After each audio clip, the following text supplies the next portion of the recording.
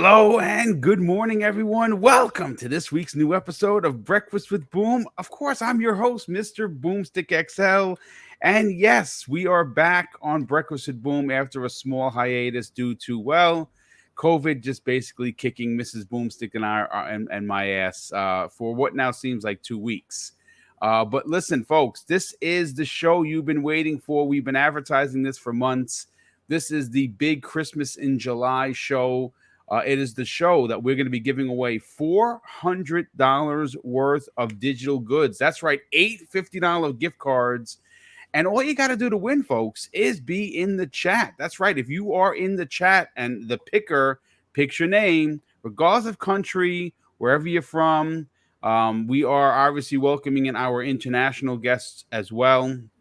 We will find a way either through PayPal or through another type of cash app service to get you your $50 one way or another. Obviously, if you are a channel member, you get an additional entry if you drop a super chat or have been dropping super chats.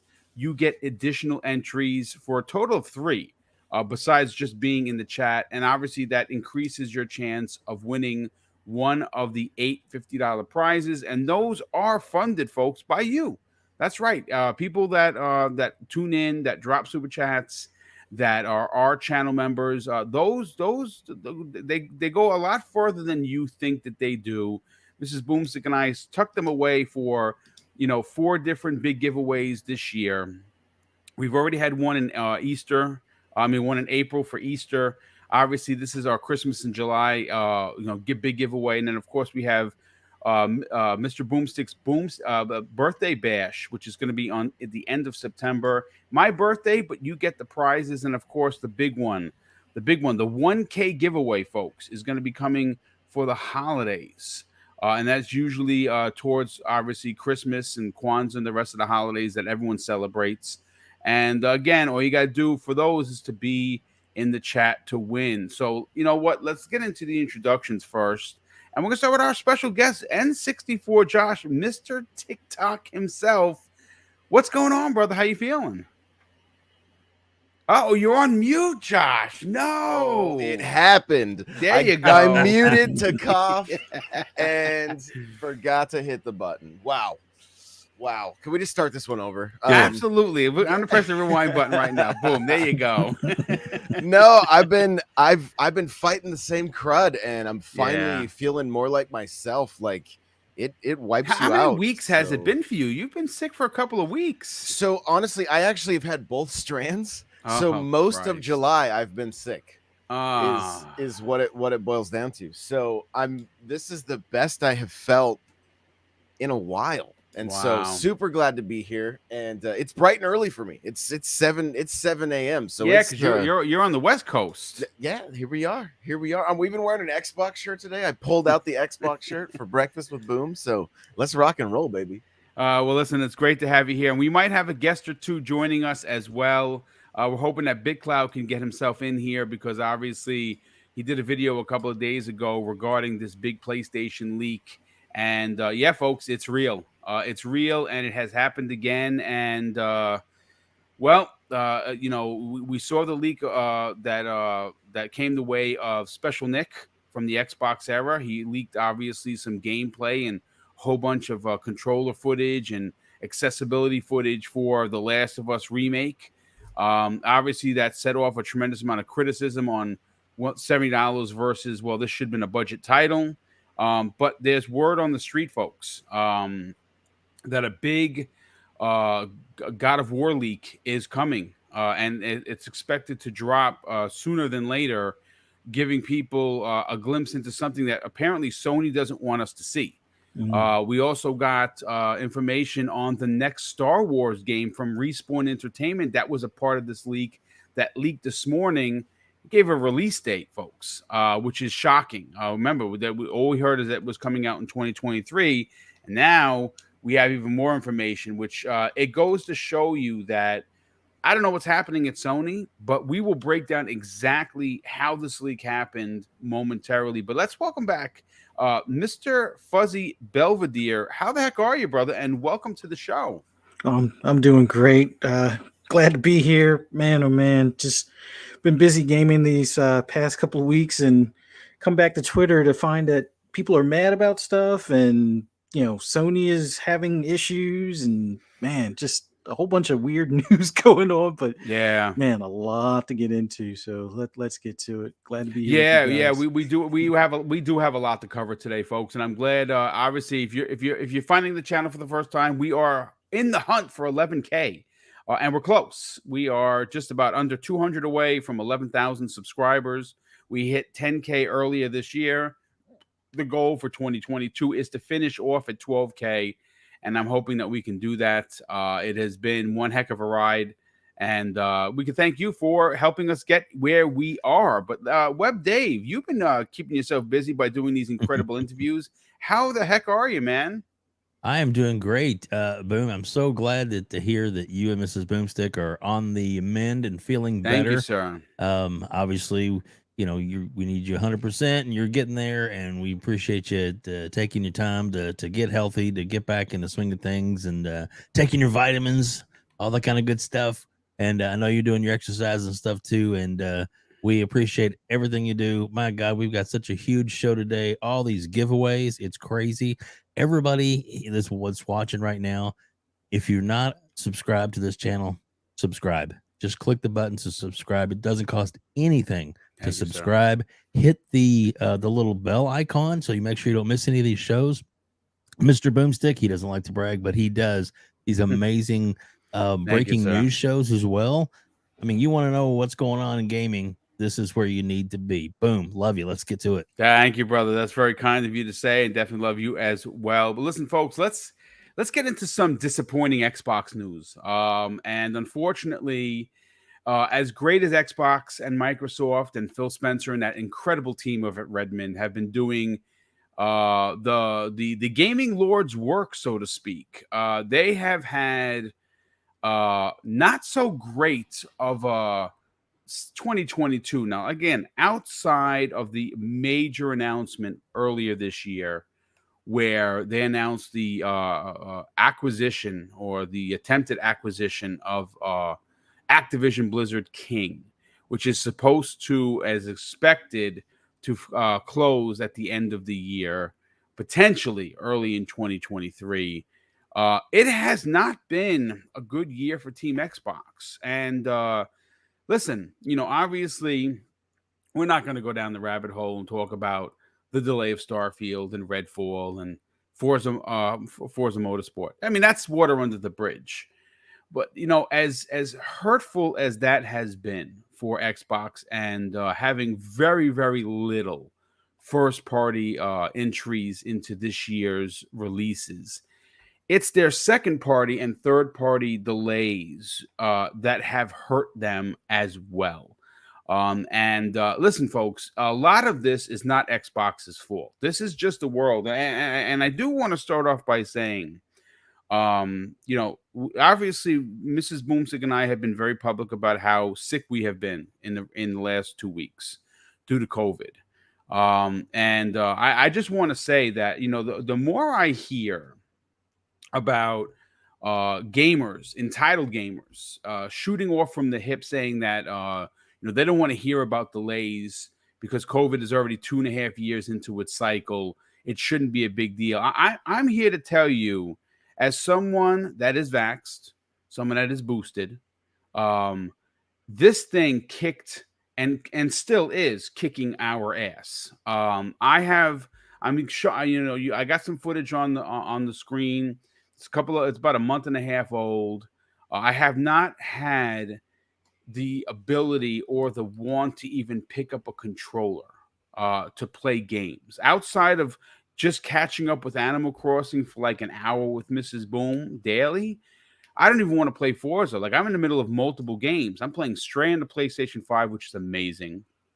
I'm running through As Dusk Falls, which is incredible, and Forza, the new DLC, and I cannot get myself to pick up a controller. So I can only imagine how these developers are trying to figure it out, of not only not working in an office setting with their colleagues and working from home, But if they're sick, God forbid, because they are human beings and they do get sick, just like me and just like Mrs. Boom and everyone else that is not feeling well, like Josh. I have to tell you that it's a thing, and please think about what you say before you post it, because I know that we want the games when we want them, but these delays are real, and it happened to have hit Microsoft in a monster way this year. I mean, think about it. We have Replaced has been delayed. Atomic Heart has been delayed. Now that's due to the Russian conflict. Stalker 2 happens to be delayed due to the Russian conflict in Ukraine. But the big one, the one that was just announced, I have the press release in front of me, comes the way of Darktide Warhammer 40,000. And that showed very well. It got a lot of gamers excited during E3. It was one of the big set pieces for Microsoft. And unfortunately, we have the CEO and co-founder of the development house, Fat Shark, who put out a press release, a pretty disappointing press release, as a matter of fact. His name is Martin Wohlhund. And this is what he had to say: an update on the Darktide. To our community. Today, we've decided to delay the launch of Warhammer 40,000 Darktide to November 30th for PC. Xbox Series X and S will launch shortly after PC, with a specific launch date to come. Delaying a game is perhaps one of the most difficult decisions a developer faces, and one we are not excited about making. Still, we hope that this speaks to our commitment to taking the time necessary to doing whatever it takes to get you the best possible game. And it continues. While we have been humbled by the great feedback on the game so far, we also need more time to improve stability, performance, and to mature key systems. Each is critical to making sure we have the best possible experience for you and the players. We also want to invite you on this journey. Soon, we will start a series of technical tests and betas in advance of our launch to ensure we deliver the best version of the game. If you'd like to participate, you can sign up for a chance at darktide.live/signup. Thank you for all of the excitement and appreciation you have shown us thus far. It really does mean the world to us. Josh, I want to start with you, brother. Listen, these delays they're a thing. And unfortunately for Xbox and its players, they have seen a ton of exclusive content that was supposed to launch day and date in Game Pass get delayed. I mean, a perfect example of that is Scorn. Now, Scorn is still scheduled to release in October. That game was supposed to come out at the launch of the Xbox Series X and S, and it's still not here. So the the delay bug is a big thing, but it seems to have hit, I think, Microsoft the hardest, especially on their second and third party deals. What are your thoughts on Darktide being the newest game to be delayed from Xbox? I mean, it's never fun as the consumer, right? There's no way around that. But if you've been gaming as long as we have, and you've played games that have launched early, you know it's all necessary. Like I host the Halo podcast, right? And I even wonder if that game shouldn't have been delayed because of just the ultimately the lack of content that's there for it, right? And it's not something we love to see, especially with all the delays for Xbox. It's been like the perfect storm of exactly what you don't want to see as a gamer. But I mean, the devs are doing, we assume they're doing their best, and we can be patient. We all have a massive backlog guaranteed that we can spend some time with. And it's just the nature of the beast at this point. Like, it doesn't really surprise me. I don't really get all that bothered by it, because I'd much rather play something that that's going to be good right off the bat versus needing to be fixed along the way.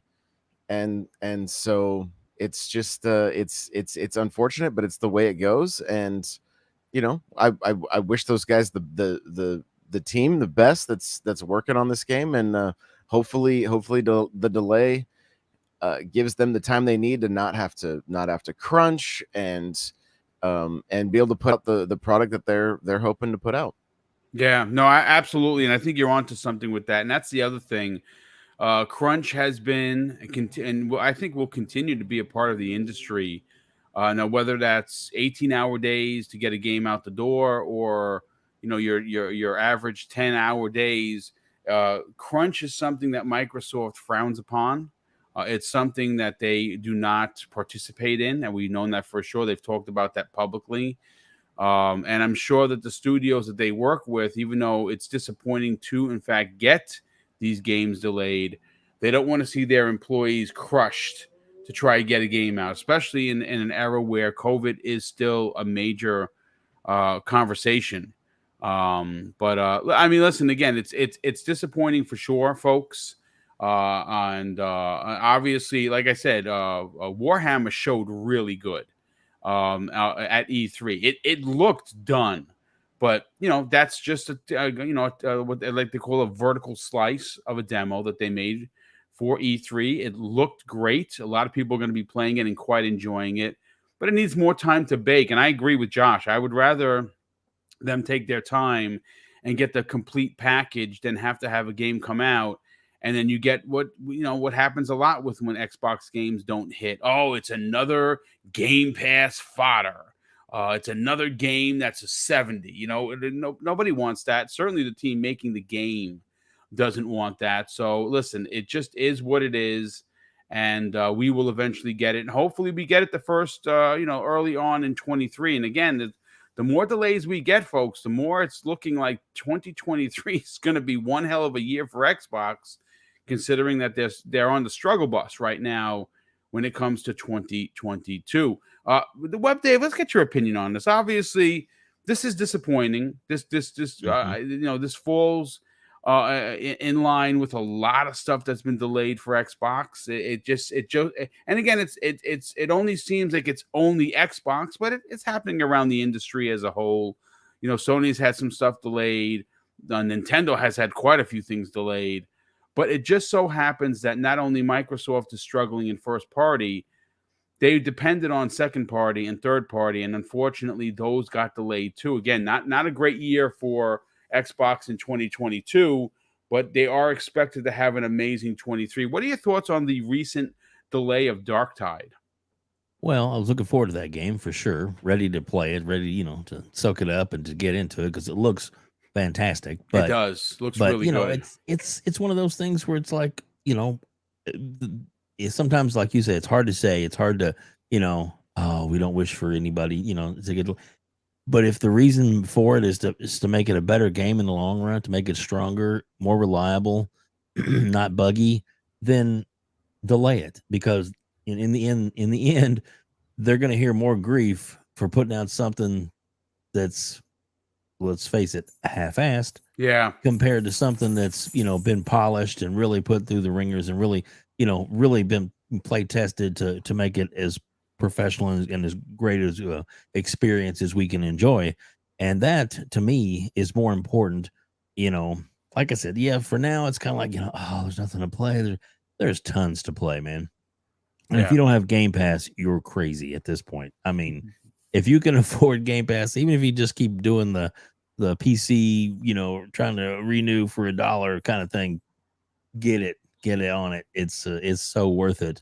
And we say that this year is like, it's not turning out great. It's not as good as we had hoped because we were waiting for for Starfield and some other great titles to come out. But that doesn't, this year, A, it's not over with yet. Yeah. And B, there's still some good things that are going to be coming, and there's still a few little maybe surprises, or maybe not so much great surprises, but things that aren't necessarily officially announced that we might be getting before the end of the year that I think are going to to make us most all of us, pretty happy and excited, to be gamers. So I like I said, you're right. It's definitely disappointing because I'm ready to play that game too. But again, I have to step back and, like you said, look at the big picture. This is not a time we're normally used to. COVID, pandemic, all that kind of stuff. Those things are real. And if the worst thing that we can complain about is a game delay compared to people that are, losing their lives, people that have, that have lost loved ones, that have, that have been through emotional times, maybe lost jobs, or, because of the economic times that we're in, I just don't feel like, I don't want to be that spoiled brat to be like, I should get this game. I deserve this game. We'll get it when we get it. And when we get it, it'll be better for it. Yeah. That's the way I'm looking at it. No, I mean, that's good stuff. Real quick, Nelson Rivera in the chat says something pretty interesting. Says, that's why I invest in all consoles. Playing Live Alive, which I bought. I have it still. It's still sealed. I heard great things about it. I had pre-ordered it, so I bought that. I got that sitting right next to me. Right now, he says, just beat As Dusk Falls a couple of nights ago. There were so many games for me to play. Yeah, and you're onto something. I mean, besides the stuff that you normally play, obviously for me and Mrs. Boom, it's Animal Crossing because that's what we're into. But I've been playing, when I can when I muster the strength to play, I'm going right back into Forza. As Dusk Falls really has, grabbed my attention for good reasons. Like I said, Stray on the PlayStation 5 is really, really good, man. It is excellent. I'm quite enjoying that. I mean, there is a lot to play. Actually, I have one quick topic I want to jump into, something that Jez Corden, friend of this program, had to say last night on Twitter that leads into a really good conversation I want to have. But before we get to that, Fuzzy, I want to grab your opinion on this. Warhammer, this, obviously it showed real well at E3. Yeah. We just got the press release yesterday that it's unfortunately getting a big delay. PC coming out in November, supposedly, according to the press release, and soon afterwards we'd get a release date for Xbox. What I would imagine is going to be the first. They didn't rule out December, but I think they would have said so. So maybe they're not saying anything, and we do get it in December, still in 2022, or we get it early 23. What are your thoughts on this? Are you disappointed? A little disappointed, and that's pretty much the swan song of 2022 so far. Yeah, it like you said, this pandemic is still an ongoing thing, and it's going to have collateral damage as far as from a gaming standpoint for some time to come. I've kind of written off most of the stuff and just playing what I have currently. Like, been playing Stray on my Steam Deck. As Dusk Falls. What do you think about it, man? Are you enjoying it? I'm enjoying it, but I'm also a cat person. So okay. All right. No, that's okay. I mean, I was a cat person when I was a kid, but I do really love the aesthetics. Yeah, I like the aesthetics and the puzzles of figuring out how to get from one landing to the next type of thing. So it definitely draws you in. As Dusk Falls, because of the story, and it's one of those things where I know a lot of people kind of looked at it, the art style, it's a visual novel. Yeah, you know what? I'm going to be honest with you folks. Mrs. Boom doesn't like it because of the art style. Mm-hmm.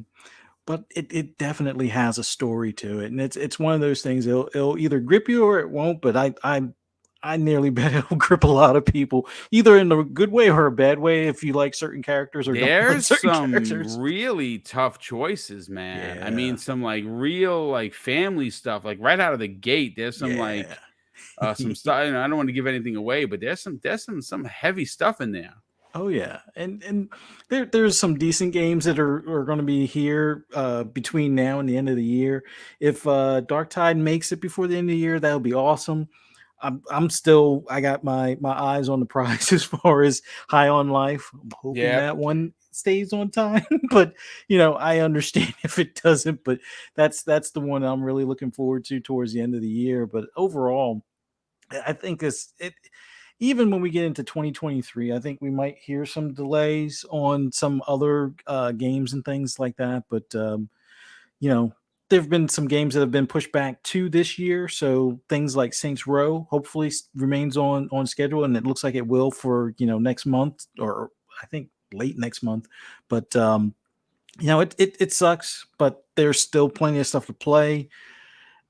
I can understand disappointment, but it's like crying over spilt milk at this point. It's not going to magically make the game show up or anything along those lines. So the best thing to do is just hunker down with the games you have currently or what's coming soon. Play as much of those as you can, and then prepare your self for next year, and kind of clear clear the schedule for all the overload or doubling of some of the games being pushed back from this year to next year. But it sucks. But I'll be fine in the meantime, and can't wait to play that game when it finally does get announced. And if it looks like it may be a while for Series consoles, then I might just pick it up on PC, just to kind of get the feel for it. Because gunplay games now, they're an awesome pleasure to have, and man, just looking for more content relating to it. But that's all I got. No, you're absolutely right. I see a lot of people talking about Scorn. Scorn's going to be a big one. I know a lot of people said it looks gross. It does. It has like a very, very H.R. Geiger kind of a feel. If you're a fan of Alien or Aliens, you know what I'm talking about. Also, Dan Heffron in the chat says he's looking forward to High on Life, which is what you just said, and A Plague's Tale. Oh yeah, Requiem, which is coming into Xbox Game Pass. That's supposed to be released this year as well. Saints Row, that's another good one. Saints Row is another one. You got obviously Gotham Knights coming out. You got Call of Duty still. Even though those aren't Xbox exclusives, they are games to play, and there's going to be a lot to play. I'm sure we're missing quite a few in there, and I'm sure that there's going to be a few surprises in regards to Xbox Game Pass. I'm still waiting for Microsoft to potentially make an announcement whether or not Gotham Knights gets in there or Saints Row. Saints Row seems like a really good one to get in there for sure. Yeah. And only time was going to tell. But listen, I do want to just take a moment to read something that Jez Corden of Windows Central. Obviously, if you don't know who Jez Corden is, you're probably not doing it right, folks. He's not only an incredible journalist and a friend of this program, but he's one half of the excellent Xbox 2 podcast with Randolph Thor 19, another good friend of this program. And, obviously the delay bug, which we just talked about, has hit Xbox. But one of the things that has not hit Xbox in a bad way has been the level of games coming into Xbox Game Pass. That service you pay $15 a month for. Oh yeah, it has a staggering amount of games. Well, Jez says this in a tweet from his official Twitter account last night, and I found it so interesting that I wanted to make a topic out of it. He says this: if you're sitting there like, oh my God, Xbox has no games, that's a you problem. The variety across Xbox Game Pass alone is staggering. There's no chance you've experienced everything they can offer. And if you only like playing games that are currently trending, I don't know, that's weird to me. And I responded to him with this. And I said, the beauty of Xbox Game Pass since its inception, Jez Corden, is the incredible variety of games that include AAA, AA, single A, and a plethora of indies. Something for everyone, and games you didn't know you needed to play. Add the price of admission, and it's an unbeatable deal. And I want to go right to Josh on this. Josh, you know what? I mean, look, I know that there's going to be some people in the chat that are going to suggest that we are somehow tipping the cap, making it an excuse for Xbox because their first-party output is not good this year, or that they need better management or whatever.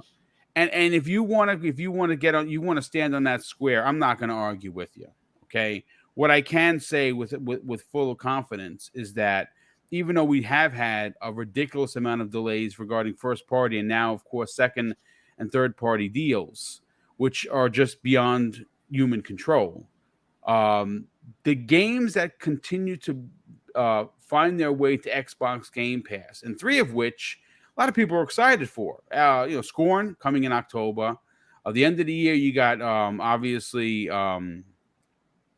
Oh my God! Why is drawing the blank? The one with the crazy guns. High on Life. High on Life, yes. And you also have Requiem coming out. I mean, those are 3 big titles, and that's just 3 of them. Josh, I mean, what are your thoughts as to what Jez Corden had to say regarding people only using this ideology where if it's not the trending game to talk about, they don't want to play it? I think we probably understand it maybe better than most as creators, right? Because the hype cycle and everything that's tied to these new games coming out. I mean, I understand. It's fun to be taught. You know, I wish we were talking about being that much closer to Starfield, right? I totally understand it. Yeah. But at the same time, like we went through Game Pass, just kind of seeing just going through all the different games this last week on Xbox Now, mainly trying to find games for Nate to play because he's a very picky gamer, and really kind of taking a deep dive through everything that Game Pass has to offer. There's so much there. There's so much there right now. Like there are plenty of games that I've played through, but being able to go back to games like Ninja Gaiden, like those are fantastic. And if you want to test your skills as a gamer, play that first game on difficult or on the hard mode, or even the second game. Stay away from the third game. It's not great.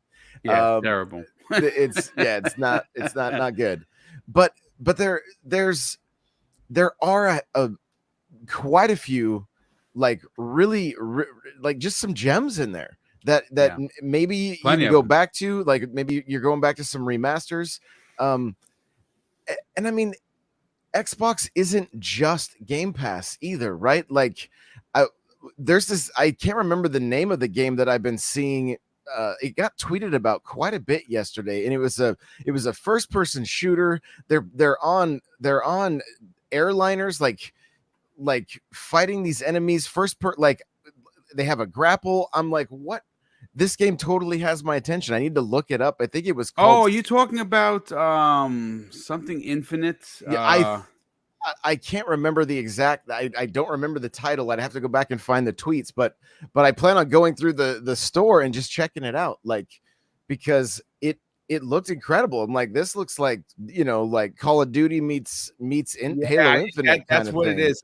Chat, help us out over here. I want to say it was something Blight, but I can't remember. Bright Memory. Bright Memory Infinite. Bright Memory. Yes. There we go. Okay. Yeah, sorry about that. It's the COVID fog. I'm having that, and that's such a great mental day. But yes, that's like $16, dude.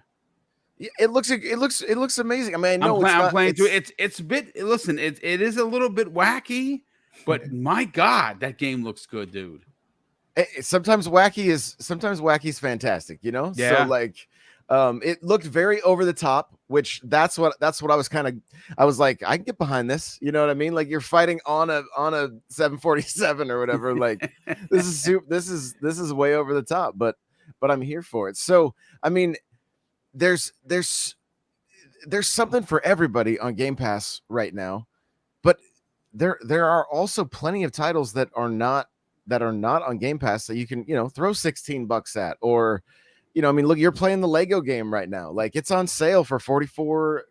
Dude, folks, I gotta tell you, this is a game. If you are a Star Wars buff or a nerd like I am, I'm a huge Star Wars nerd. There's been plenty of Lego Star Wars games, but I am here to tell you by far, this is their greatest work yet. It is astounding how many games how many movies you get in here. There's just so much to do. It's so worth your money, but please continue, Josh.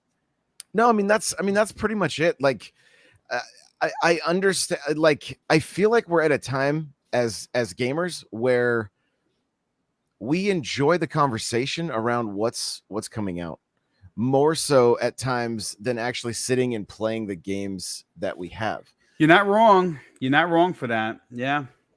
And that, I mean, I get it. We're sitting here on a podcast because we want to talk about games, you know, and we want the conversations to be positive and be uplifting and be hyped out because of what's coming out, and delays and that are a bummer, but they're still like we are, especially if you are a Game Pass subscriber, you have so much you can play, so much you can play. I know, like Jez said, there's plenty of games that we have not played to completion on Game Pass right now. So, jump in, see if you find something that's good for you. And there's so many free to play games, but with Fortnite and Fall Guys and Rocket League, like there's got to be something out there that you're enjoying right now. Yeah. And if not, then like Jess said, like it might be a you problem, and maybe gaming's not your thing, and you need to go create something. You know what I mean? Like make some music or do some art, or I don't. You know what? Funny. Let me give a shout out to hold on a sec. Why So Serious in the chat? Who's always here? I want to thank you so much for always supporting us, brother, with your views and your comments. He actually makes a mention. This game has rocketed to the top of many people's lists. Power Washer Simulator, bro. It's all you need. In Game Pass right now is a game that has captivated the Xbox audience. I mean, anyone that from big content creators to the smallest ones, everyone is playing it. Now I have it downloaded. Again, folks, I have a hard time even putting one of these shows together, let alone playing a game sometimes in the last couple of weeks. But I really want to play that because I gotta find out what the H is with the hype with this game. And guess what? It's in Game Pass, and I can guarantee you that almost 99 out of 100 of you in the chat right now would have been like, Power Washer Simulator, that's dumb. But in Game Pass, 99 out of 100 of you have played it. And when you're done power washing, jump on your mower, because you got the lawnmower simulator in there as well. Yeah, there you go, man. So if you need some games to chill out with, they're definitely there. Yeah, no, good stuff. Web Dave, let's get your opinion on what Jez has to say. The one thing we have to say that I love about Jez is that he is not afraid to yak it up, whether it be positive or negative towards a community for shenanigans. And I have to agree with him here. I think that there is something to be said about a subset of the community. And again, folks, we're not throwing anyone under an umbrella. This is a minority. It just happens to be a very loud minority that has to have games that are either AAA, over-the-shoulder, story-driven bombs that are only on one console for them to be, to be considered important enough to play or to talk about. And I think that, when you look at, even though the shortcomings that Xbox has in 2022, they're still delivering an outstanding value when it comes to Xbox Game Pass. What are your thoughts on what Jez had to say? Well, I think Jez is spot on. And what is Jez's co-host name for his podcast? Who's on the Randall Thor? Randall Thor, the man with the million. That's right. I had to play that. Sorry. So anyway, it's you know what? Sometimes you gotta amuse yourself. Boom. But yeah, man, it is he's spot on, because there is so much to play. There's over 400 games right now in Game Pass available. Over 400. And that's not including, there's a few that are PC only, a few that are cloud only. But my gosh, there's so much variety out there. Puzzles, platformers, classics. All Boom's favorite banjo games are there. There's just so much that's available to play. Plus a lot of great classic shooters. All the Halo games are there. And it's just there's so much to play. And of course, a lot of times, like myself, I'm like, what's the newest thing? What's the latest thing? What's the greatest thing? Well, the Power Washer game is new, and it is great. It's simplistic in its enjoyment of things to play. And it may not be for you. And if not, find something else. but there's always something new. At least seems like once a week or every 2 weeks, there is something new coming into Game Pass. You just, I mean, and there's things that go out, but some of the big things come back in. And so, it's just I don't know. It's an amazing value. And I really do think he is onto it, because if you can't find something, then, there's really, I don't know what else to do than maybe pick up a new hobby. Yeah, no, absolutely. No, you're definitely onto something. So. Yeah, no, absolutely. Hey, welcome in BitCloud Gaming. Hey, man, welcome back to the program, brother. How you feeling? Man, what's going on? Good. Listen, we're actually almost at the end of this particular topic. We haven't gotten to the Sony one. I was holding it, hoping that you would be here, because I want to tell everyone about not only your incredible YouTube channel. You did a video which broke down exactly what was in this leak and what we can expect in the coming weeks. And Sony is pretty pissed about this for a multitude of reasons, but we will get into that momentarily, brother. Thanks so much for joining us. Fuzzy, let's get your opinion on what Jez had to say. Again, there's a lot to be said about the worth of Xbox Game Pass. Now, some people are, like, for instance, Smokey in the chat actually just made mention of the fact that Sniper Elite 5 is not only was in there, but it's getting some DLC. Mm-hmm. I believe it was Smokey that said, don't forget about Peppa Pig. Yeah, what? Peppa Pig, folks. My nephew and I, who came over a couple of weeks ago, sat here in front of the TV and for about 2 hours, 1,000 out of 1,000 that game. Now, again, it's Peppa Pig, and it's probably not a lot of people's things, but did you know that Peppa Pig trended for 3 days after it was announced Xbox Game Pass day and date? I mean, think about that for a second. Yeah. A game that's a multi-plat, that was on PlayStation, it's on the Switch, it's on everywhere, but it launched into Xbox Game Pass, and because of that, it trended. So what are your thoughts on what Jez had to say about regarding he doesn't understand why people have to just simply play games that are in the zeitgeist of the conversation? Yeah, I'm kind of the same thought process where I would say, because of Game Pass, mainly a few years back, it was one of those things where I mainly only focus on like the big AAA games and so forth. And, Game Pass is kind of, I guess, put enough indies in front of me that I'm willing to try them. And then I've realized that I've been missing out all these years on some great games. So I've ever since then, it's one of those things where I at least try and check out every new game that they add. And I can usually tell within the first 5 to 10 minutes whether it's something I'm going to install on the or on the SSD or not. Because the great thing now, you can just do the cloud streaming, test out the game. If it has your attention for beyond the first 5 minutes, yeah, it's probably worth making the space on your drive and stuff to go ahead and download that. But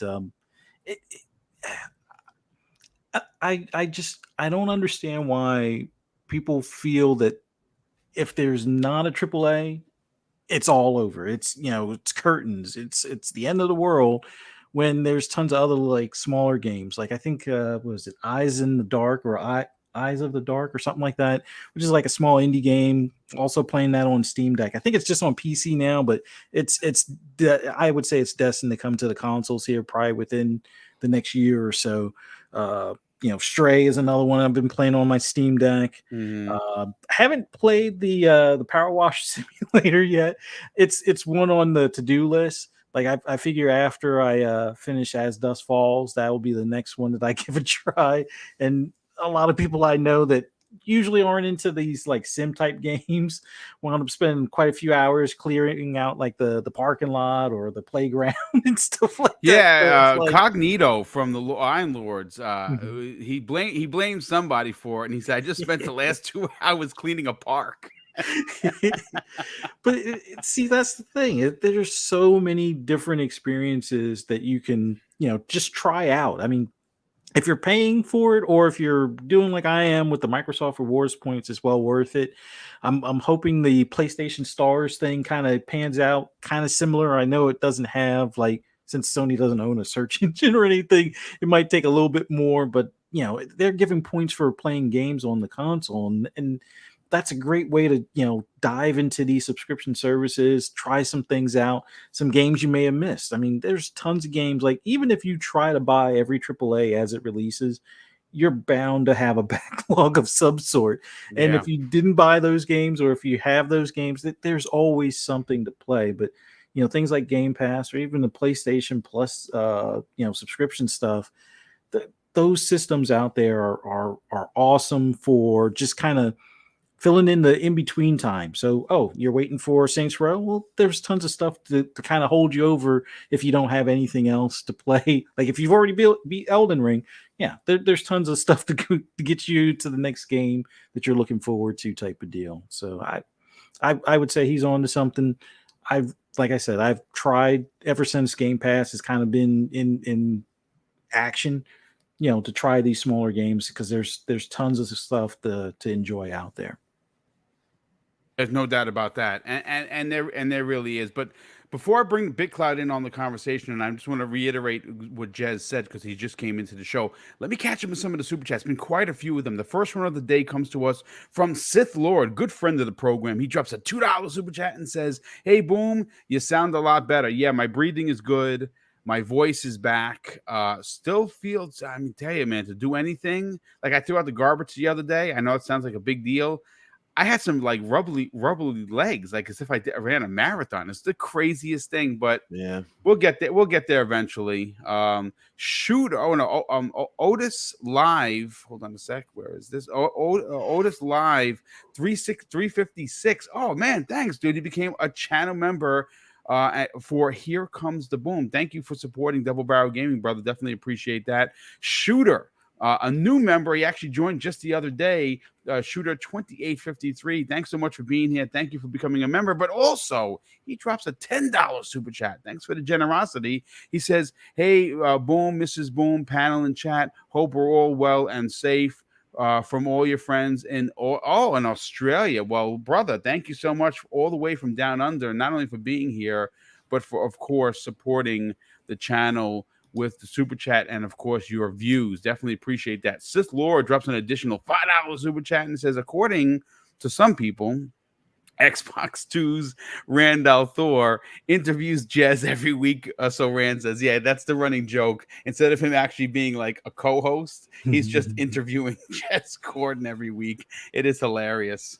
We also have East Texas Alex, who's been a good friend of the program for many, many years. He drops an outstanding $5 super chat and says, "Just wanted to say how much I appreciate your content, Boom.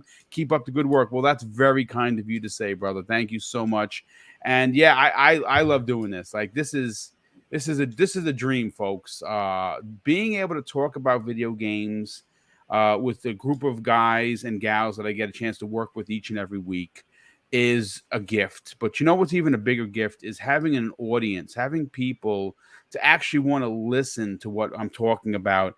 It's more humbling than you could possibly imagine. And it's something that Mrs. BoomStick and I would never take for granted. Like, we are incredibly grateful, not only for the generosity of the community, but the fact that we have almost 11,000 people subscribed to the channel. It is something to be had for sure. We have a Highlander 001 drops a very generous $5 super chat and says, "Game Pass allows me to play Peppa Pig and Paw Patrol with my 10-year-old daughter.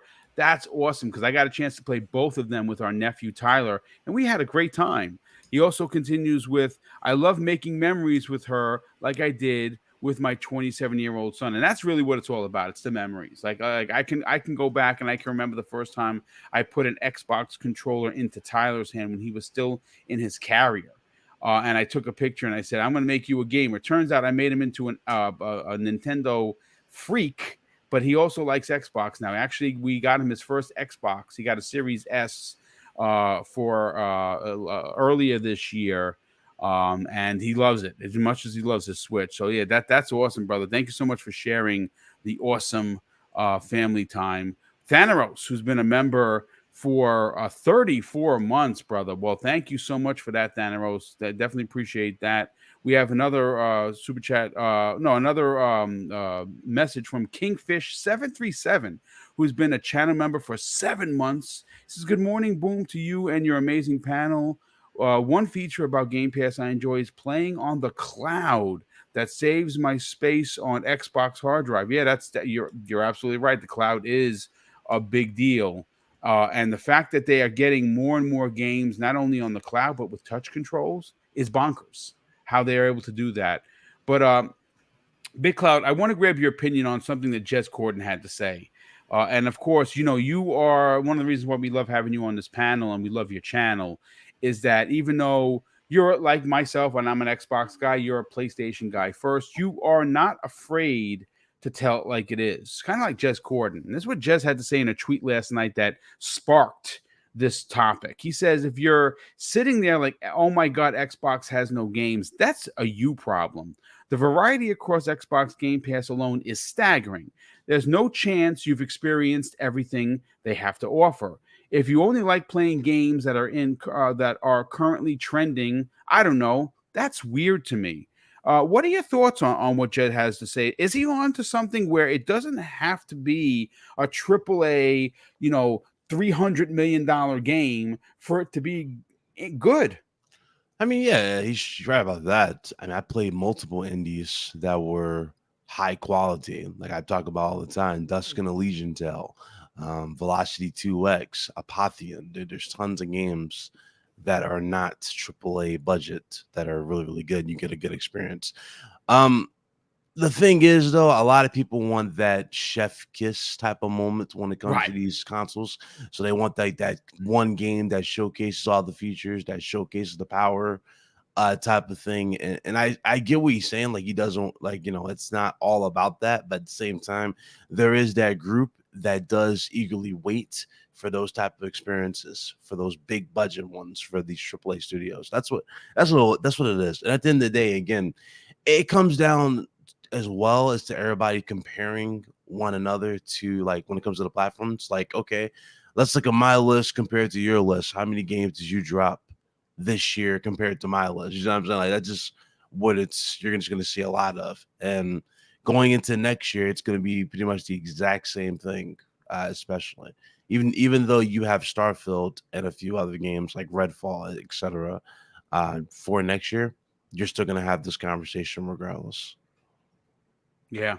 No, again, it's look, no one is going to be able to tell you what value is for you, right? That we've heard this more times than not, that value for everyone is different. It's varied. It's in the eye of the beholder. But you cannot argue that what you spend monthly on Xbox Game Pass is somehow not worth your money. Like if they were only putting in 2 games a month, I can hear your complaints. Especially if you consider that Ultimate includes Xbox Live Gold, which again is not having another great month. It's almost embarrassing how terrible the games have been, and now that they're not going to be any more Xbox 360 games, it makes you wonder exactly what that's going to look like when the Xbox 360 games stop towards the end of the year. But for the most part, Microsoft continues to dump. I mean, and I don't mean dump in a bad way. I mean, like, every time I go to turn on my Xbox, we're turning our Xboxes to play a game, right? Like, you're going to go play Forza or As Dusk Falls or Power Wash or Peppa Pig, whatever you're going to play. The first thing I honestly do, besides going to the rewards to get my reward points, is I go to what's dropped into Xbox Game Pass, and a lot of the times the list is like 3 or 4 games, and I'm like, holy crap, when did this drop? And it was just the other day, and I check on a daily basis, so there's no shortage of games for you to play. Now, granted, if you are a gamer that appreciates and really does look forward to, like myself, like these very special, big budgeted, over the shoulder Sony type games, if that's your bag, I get it, because that's my bag too. And Xbox, they're gonna have them. They're not gonna have them this year, and they're gonna have one in Plague's Tale. Now it's a multi-plat, but that's Game Pass day and day.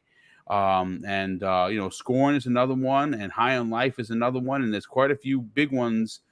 Someone actually had mentioned in the chat that Inside by Playdead dropped into Xbox Game Pass today. Now, again, that game has got some years on it, but it is by far a freaking 10 out of 10 masterpiece. If you missed out on Playdead's stunning game, Inside is available for you to download. All you gotta do is hit the button. If you're a member of Game Pass, and a lot of people didn't buy that game, that's something you should consider picking up for sure. But before we get into one of the big topics, and this of course is the leak of the of what's going on at PlayStation, and we're gonna write to Big Cloud immediately on that because he did an incredible video and he broke it all down. And again, it's shocking bit that these leaks continue to happen, especially on what is out there, which is it is a bit shocking. I want to announce the first 4 winners of the $50 gift card of your choice, whether it be PlayStation Network, Xbox Live, or a Nintendo eShop. If you won, you get your $50. Now, if you're out of the country, if you happen to be, let's say, in another part of the world, we can use PayPal to get you your $50 to use whatever you want. And of course, we will pay transfer rates. We will pay the transfer fees to get it into your account. So don't worry about that. If you won, you won. So these are the first 4 winners. Sith Lord is one of the first winners. A new channel member, and this is what happens when you're a channel member. You get the extra entries, both with the super chats. Shooter 2553 wins a $50 gift card. King Webb, new to the channel, and I think if you haven't been here for years, if you've been here for years, I apologize, King Webb. You won a $50 gift card of your choice. And Def Leopard as well. You are the first 4 winners of the $50 gift card of your choice. DM me on Twitter or go to the About page on my YouTube channel and email me with your information, and we will get you those gift cards later on this afternoon, because I have to actually go and get the gift cards. And the other 4 winners we will announce before the end of the show. But Big Cloud, let's get into this report. Now, what's interesting about this is this comes the way of a report shared by PlayStationLifestyle.com. Now, Bit was nice enough to send this to me because I had a hard time finding it. And one of the things I found shocking, folks, is the fact that there are not a lot of the big sites, talking about this monster security breach. I mean, IGN didn't talk about it. Kotaku didn't talk about it. I didn't see it in Business Insider. I didn't see it on Giant Bomb. There were quite a few places that did not have this. And let me read the report.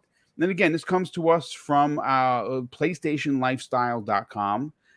It was posted on Monday, July 25th, and it says, report, Sony's recent first-party leaks stem from a security breach. More leaks are expected. And according to the article, and I'll read it verbatim, folks, according to 2 known insiders, recent Sony first-party leaks, God of War Ragnarok and The Last of Us Remake leaks, namely, stem from a security breach that Sony has yet to plug. As a result, there may be more leaks in the coming weeks and months. This comes to us according to Xbox Era's Special Nick, who obviously is one of the big voices on that show, and it also comes the way of someone that you think that you may or may not know, the best main in the business, Jeffrey Grubb. Now, Jeff Grubb obviously is a beat writer, great journalist as well. And the article says Baker is one of the ones who recently leaked The Last of Us Part 1 Remake's gameplay videos, accessibility options, and control scheme alongside some screenshots.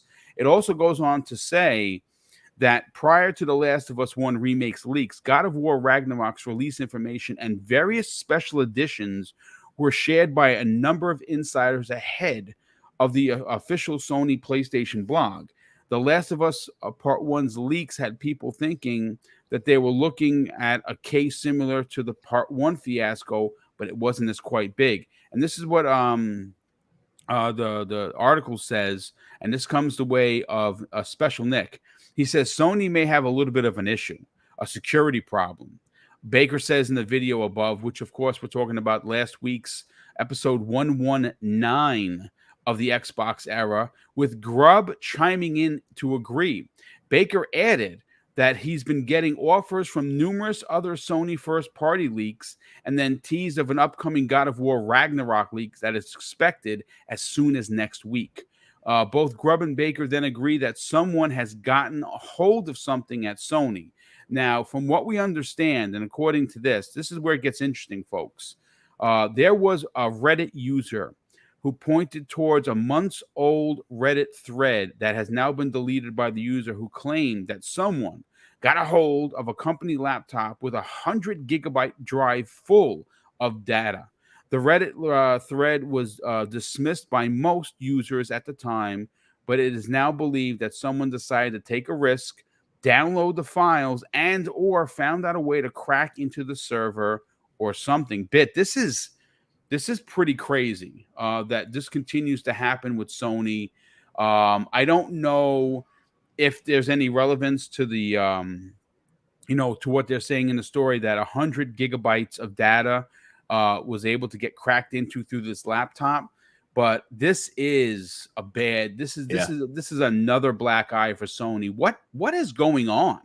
I got like a lot of comments regarding it. Like, everybody was like, well, leaks happen. I'm like, yeah, true. Leaks definitely happen. We see them for games. We see them all over the place, but not to this extent. You know what I mean? Not to like them being this accurate.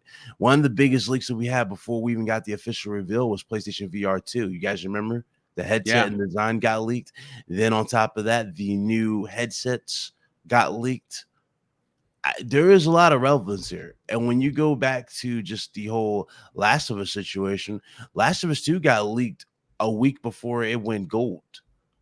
And the remake gets leaked a week after it goes gold? I mean, come on, there's clearly something going on here that doesn't add up. And a lot of people are quick to dismiss it. They're saying, well, I don't trust this guy, blah, blah. But I'm like, you guys realize, again, he's the guy who broke the internet with the leaks of the gameplay.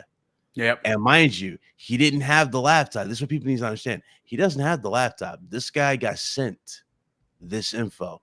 And if you listen to the podcast, the dude flat out said, listen, this is about to go viral, whether you want to look at it or not. Do you want to be the first one to break this? Because these are about to go out right now, literally. Yeah. The last agreement. So I don't know what to really say going into God of War, man. I would hate for God of War to get spoiled for anybody. I would hate this for them to start putting out the ending for the game. I would hate for that type of stuff to go out there. I really, really would. But at the same time, whoever did this has a vendetta. I just put it like that. Whoever did this clearly has a problem going on with Sony. Now, I don't know, again, if this was a disgruntled employee. I don't know if this is a contractor type thing. Because at first I thought the whole issue was related to contractors. You know, like probably contractors have an issue, or people who were testers who had an issue with PlayStation. And that made sense with Last of Us Part 2. But now, as the way things have been going with Sony, there's a reason why Sony's been extra quiet compared to everybody else. There is an issue going on their end when it comes to info. Now, Microsoft, yes, snippets of info might get out there. You know, we might hear parts of a story, but we don't get detailed explanation. You know what I mean? But we don't get those detailed explanations for when it comes to Sony. Sony gets those full-fledged details, everything leaked. And then it's like, hey, guys, you guys know a state of play was supposed to happen this week. And it's like, well, what does Sony do to try to combat that? They always postpone stuff longer to try and evade leaks. So, it makes sense to why Sony's been avoiding so many things. It really, really does. There's a reason why we don't even we don't even have the pricing for PSVR 2 yet. Yep. We don't have the state of play for God of War Ragnarok. Come on, everybody in the chat. You guys really don't think Sony was going to do a God of War state of play to show off that gameplay one more time, to do like a launch trailer for this game? Yeah. The game just went gold. They just gave you the release date on Twitter. Mind you, on Twitter. That's unlike Sony. Just like it's usually it's from their official blog that you'll get that. But it's just like it's unlike Sony. If you guys remember at the Summer Games Fest, this is where I really started to look at this a little different too. Who remembers at the Summer Games Fest when Jeff Keighley was supposed to announce the Last of Us remake and Sony itself leaked it? in their official link, right? But when they put the tweet out there, they actually leaked it. But I'm sitting there going, how the hell do you leak your own info? That's uncharacteristic of you guys. That's very uncharacteristic. I don't know, man. I don't know. That's wild.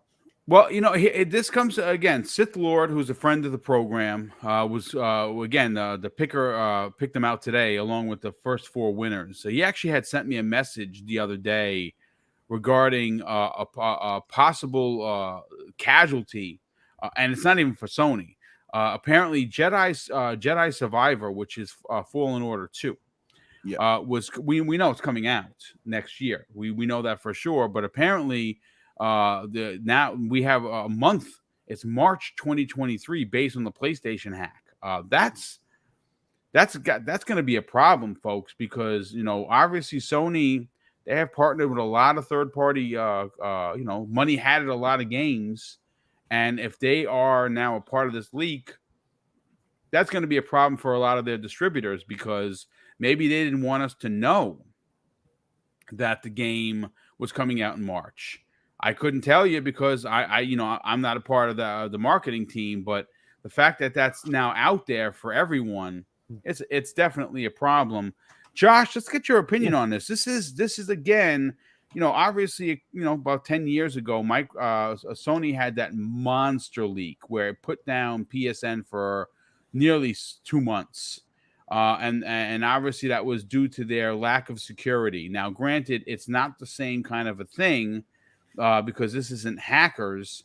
Someone got their hands on a laptop with 100 gigs of info. 100 gigs of information is a lot of information. And obviously that we are now expecting that they are going to leak God of War gameplay. They're going to leak a bunch of God of War accessibility controls, what the controller does. And we are hearing in the background of this that there's some things that Sony doesn't want people to know about, but they may get leaked again. Mm-hmm. This is another black eye for Sony. It's definitely not good. there's you hate to see this kind of stuff. You hate to see it because, I mean, one, obviously this is not part of their plan, but then two, when there's gameplay stuff involved and potential spoilers, there's been hours of people's lives put in, like blood, sweat, and tears put into these, put into God of War. Yeah, you don't want to see that just get tossed out onto the internet. And like whether you like can't stand Sony or Nintendo or Xbox or whatever the case may be, there are still people working on these games, putting in their time, but it's their passion, and to have it just spoiled and thrown out online, like that's frustrating to me. It's very frustrating to me, and I fingers crossed this isn't going to be as bad as it potentially could be, and they weather this storm well. I hate to see it, honestly. Yeah, it's a shame that someone could mishandle a laptop and have all this information. And obviously, this has to be a high-ranking official. This isn't an intern. Yeah. That lost a laptop, or got their hands on this. This isn't someone that's has the visitor pass and the absent and walked past the coffee the coffee break room and walked in and walked out with the laptop. It's suspicious to say the least, but it is definitely troubling to say the most. And it is, and you're onto something. This is people's lives that make these games. And to have all of your work leaked out. I mean, look, we saw what happened with The Last of Us 2. They basically leaked the whole game a month before. Oh, dude, they didn't just do that. They leaked the synapse. They leaked the plot. They leaked the script, raw footage. You know what I mean? They killed that game low key. Even though it sold 10 million, that game could have sold 20 million. Could have probably sold 25 million. Yeah, no doubt about it. Leaks killed themselves. And well, only time is going to tell. And we're hearing, like I said, according to Nick and Grubb, look out, the leaks are coming in the coming weeks. Be mindful. I would tell people be mindful, and as we get closer and closer to Ragnarok, just have that thought in the back of your head. Hey, listen, something might happen, and we'll see. We'll definitely see. Yeah. Only time is going to tell. Web Dave, let's get your opinion on this, brother. Another bad leak for Sony, and a potential disaster for the hype train. What that is expected to be God of War Ragnarok. Obviously, if someone is going to be malicious, and the internet is what it is, they could in fact ruin this game's trajectory, which is expected to sell. I mean, God of War 2018 sold over 20 million. And this is a highly anticipated sequel, not just for Sony, for me. I mean, I'm a huge God of War fan. I literally just started playing God of War 2018, Endgame Plus, and my hype levels are through the roof. I'm gonna try and obviously not pay attention to any leaks that come out. I won't watch any videos, but it's gonna be hard, man. What are your thoughts on this? How does this happen to Sony and continue to happen? Well, I mean, it does happen to big companies. I mean, the really big one that still keeps giving us, to this day, was the Capcom leak. That's still a big breach that happened. Yep. I know Sony, as a corporation, not just their gaming division, but as a corporation. I mean, they're the leaders in a lot of innovative. I don't know what all access this leak gets them, but I mean, there's corporate espionage is not exactly what you call a good thing, and there's definitely some could be some very malicious things done to the company, not just plus. If it leaks in information, that could also change, well, if this is looking like a good quarter for Sony, this might be a good time to buy, and they might have the inside track onto when things like that, can happen and come out, that could influence the market. So probably not that extreme, but there's definitely not a good thing that it happened. I don't see that it's gonna. I mean, obviously, it will affect as far as some people. Nobody wants to get spoiled. They want to find that out for themselves and and get that enjoyment for themselves. But I mean, the overall sales on a game like God of War, I mean, maybe an impact small, but I mean, it's still going to be a fantastic game, and people are going to want to play it, even if they find out about it. But I hope it doesn't leak. I hope it honestly depends on the severity of the leak, though. To be honest, like if the, you know what I mean, like if the plot, if you get a Last of Us 2 scenario where they've given deaths. They've given like plot points that are detailed, it's going to be raw bad. footage of the deaths and stuff like that. I mean, that's how bad the Last of Us that's true leak was. You know what I mean? So I don't think. Hopefully, it's not that severe with Ragnarok. If that does happen, if they do go through with this and leak the game, but one thing about Sony's whole strategy has been to keep everything close to the chest. You know what I mean? They'll let you build up your own anticipation for the game, etc.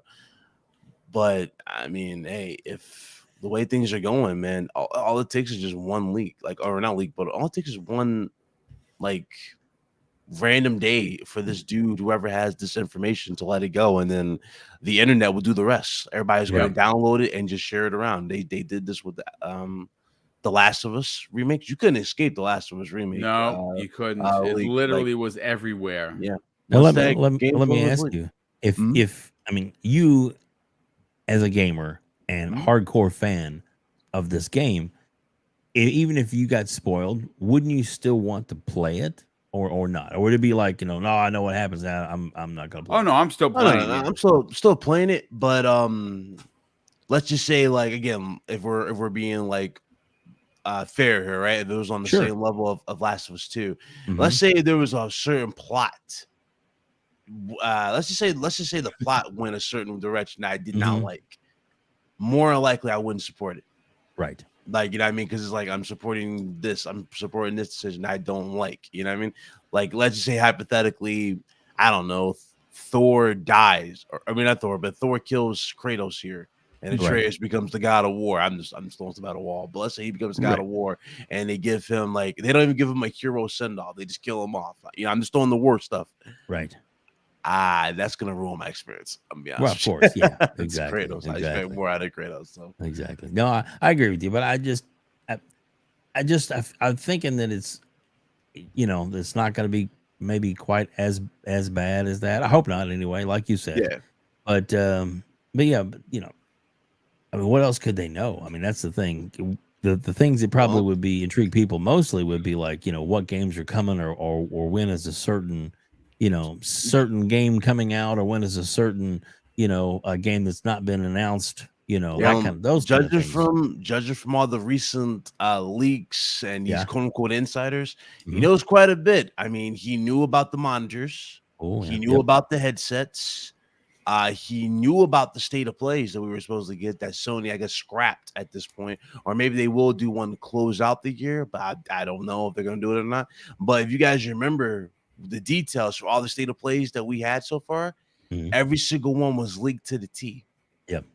Everything, the reveal, even the one with Capcom. Remember that, Boom? We talked about? Remember that? I was like, okay, so is this really true? Is Capcom going to be a big part of the state of play? And it's like, not only were they a big part of the state of play, many people would think that Sony acquired Capcom with the amount of content they were getting on PlayStation at that show. So it's like, and if you look at the way things are going with his acquisitions, I mean, the Square Enix quote unquote leak that was leaked before we got, more context to it now, that also seems about right.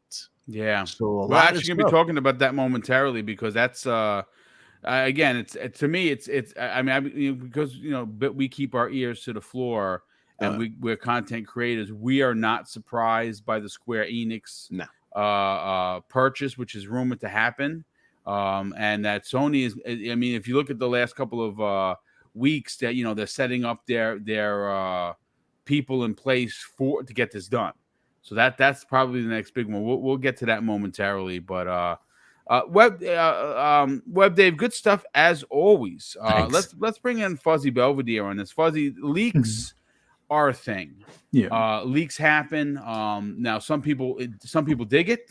Some people loathe it. This though is a conundrum. Because Microsoft, they've been keeping their stuff close to the vest. They're notorious leakers. Nintendo as well. We haven't heard much from either of them. But this Sony leak, my God, it just continues to add more fuel to what the hell is going on at Sony. And again, it's not the same hack as it was back in the PlayStation 3. But the fact that someone was able to get their hands on a laptop with 100 gigs of info, according to the story, is not a good thing. I mean, that's just that the security aspect is too loosey-goosey, in my opinion. Yeah. How devastating could this be for Sony and their partners?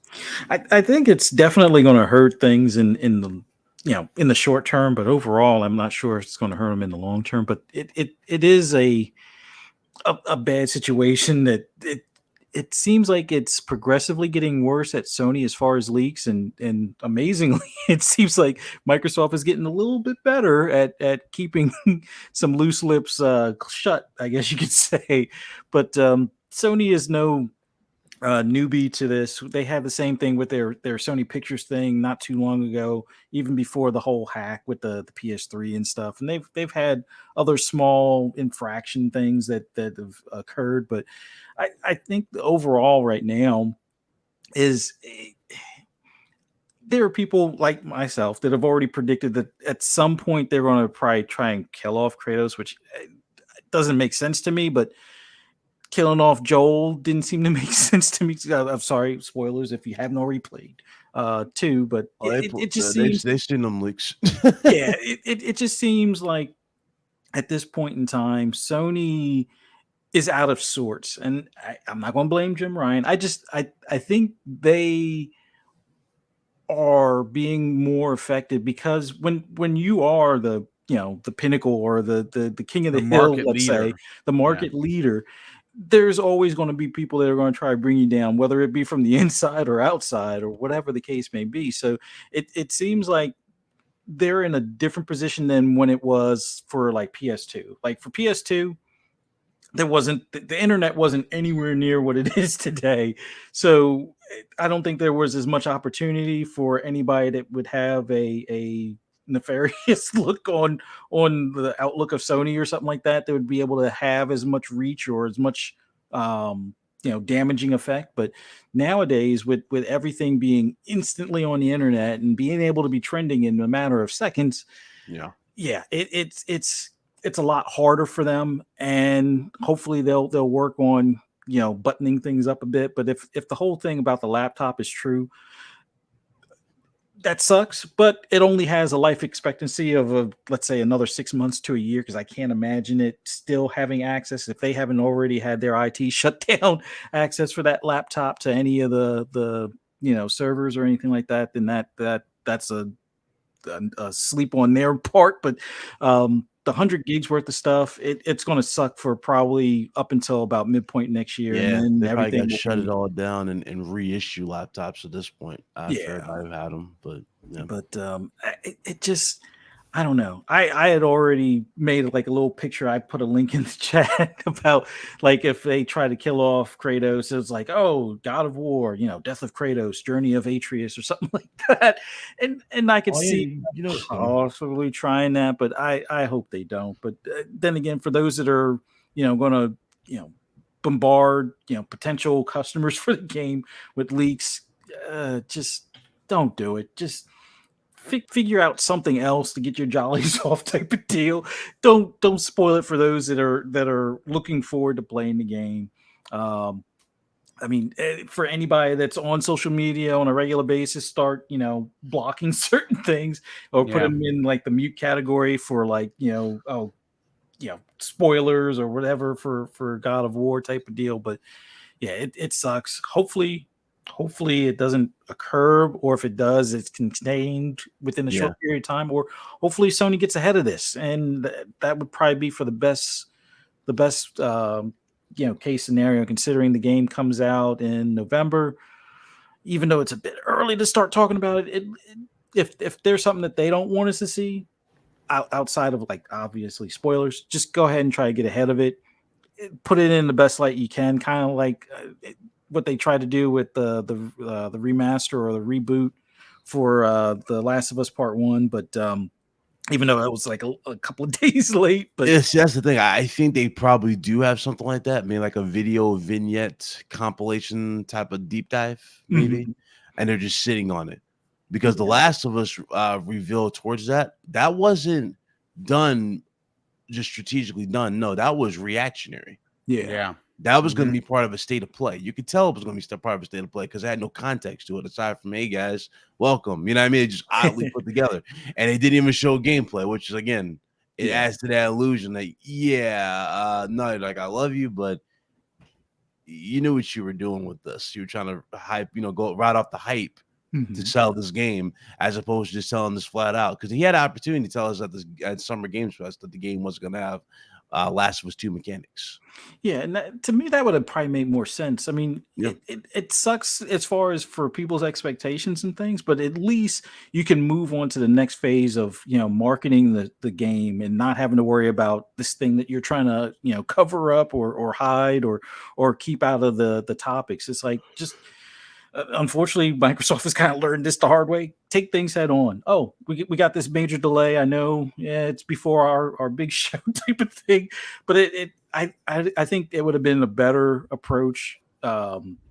Just take things head on as opposed to trying to cover it up, because things always seem to fester more when you try to cover it up, because then maybe not your biggest of fans, but your fans that are getting a little annoyed with some of the things that have occurred are going to start to say, well, if that's the case with this, then what about this? And then they'll start looking for other cracks in the armor type of deal. But yeah, overall it's a bad situation. Trust me, go ahead and start muting stuff on your social media stuff so you don't get any spoilers, and hopefully Sony weathers this a bit better than they did the Last of Us 2 leaks and things like that, and even the Last of Us 1 remake leaks and stuff. That's all I got. No, absolutely. And again, it's the one thing for me personally, leaks really don't spoil me. I mean, it's like I didn't get, I still won't go. I wouldn't go to a movie theater because I didn't want to get COVID, and I ended up getting COVID anyway, so it sucks. But I didn't go see Spider-Man, and because I watch so many like Marvel, like YouTube stuff, like I watch. The Den of Nerds, Josh and those guys and the team over there are freaking great. I listen to them every day.